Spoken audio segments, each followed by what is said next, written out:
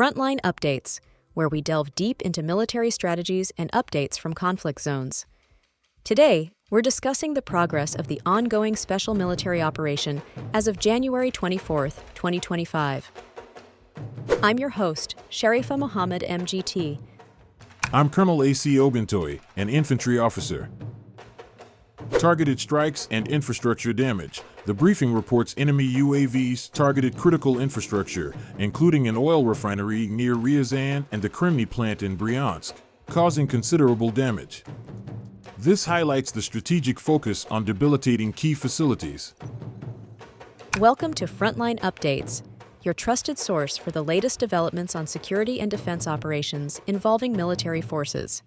I'm your host, and today we have an exclusive interview with Colonel AUC Oguntoye, who will provide insights into the progress of the special military operation as of January 24, 2025. Colonel Oguntoye, thank you for joining us. Thank you for having me. Let's start with the recent UAV attacks. Can you give us an overview of the scale of the attacks and our response? Over the past night, our air defense systems intercepted and destroyed 121 Ukrainian unmanned aerial vehicles across multiple regions, including Bryansk, Ryazan, Kursk, Saratov, and even Moscow. The enemy attempted a massive UAV raid targeting strategic locations such as the Kremny plant in Bryansk and an oil refinery near Ryazan. Despite their efforts, our defense systems were highly effective in neutralizing these threats. That's a significant number of UAVs. What impact have these attacks had on infrastructure and civilian areas? There have been some damages, particularly near Ryazan, where an oil refinery is burning.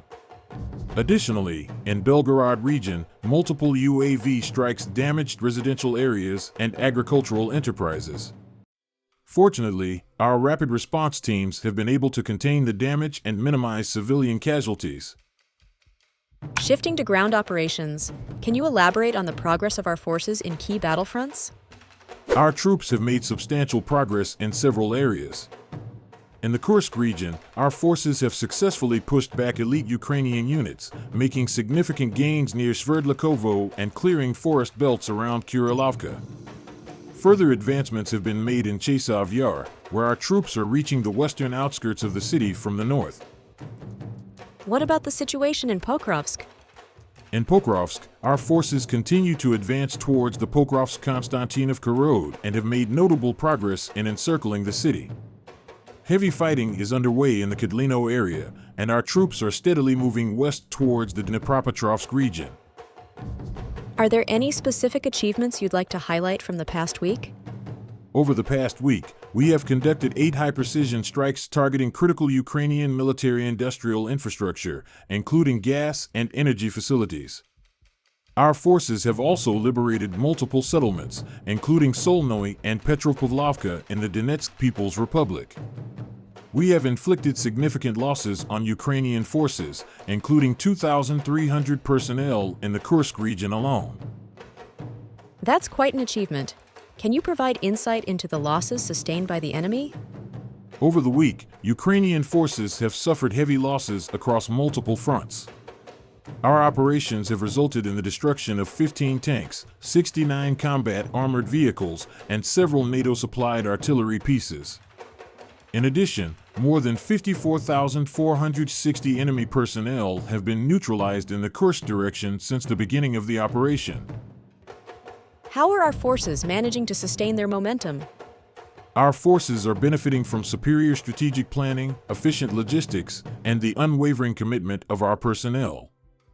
Additionally, our advanced air defense systems have been instrumental in countering enemy air threats, including the downing of 752 UAVs in the past week. Looking ahead, what are the key objectives for the coming weeks? Our key objectives remain securing strategic locations, eliminating remaining enemy strongholds, and ensuring the continued degradation of Ukrainian military capabilities. We will persist in our efforts to push deeper into enemy-held territories and secure vital infrastructure. Colonel, what can you tell us about the situation in the Kursk region? The situation in the Kursk region remains intense. Our forces have successfully pushed back elite Ukrainian units, with heavy fighting taking place in the Sudzansky district. The North Group of forces has made significant progress near Sverdlovkovo and cleared several forest belts in the vicinity of Kurilovka. The Ukrainian forces have introduced new elite units, including airborne assault troops and special forces, but our troops have managed to hold ground and even gain tactical advantages in several areas. How are our forces managing to sustain their momentum? Our forces are benefiting from superior strategic planning, efficient logistics, and the unwavering commitment of our personnel. Additionally, our advanced air defense systems have been instrumental in countering enemy air threats, including the downing of 752 UAVs in the past week. Colonel, thank you for providing such a detailed briefing on the current military situation. Your insights are invaluable to our understanding of the conflict's dynamics. And thank you to our listeners for tuning in. Join us next time as we continue to provide up-to-date coverage on global military affairs. Stay with us for more updates and expert analyses on global defense and security issues. Stay informed, stay secure. Thank you. It's my responsibility to keep everyone informed.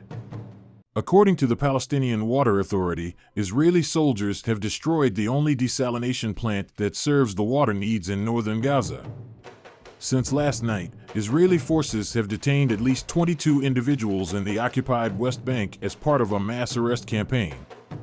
The UN's World Food Program reports that new supplies have arrived at Gaza's bakeries, assisting them in resuming operations.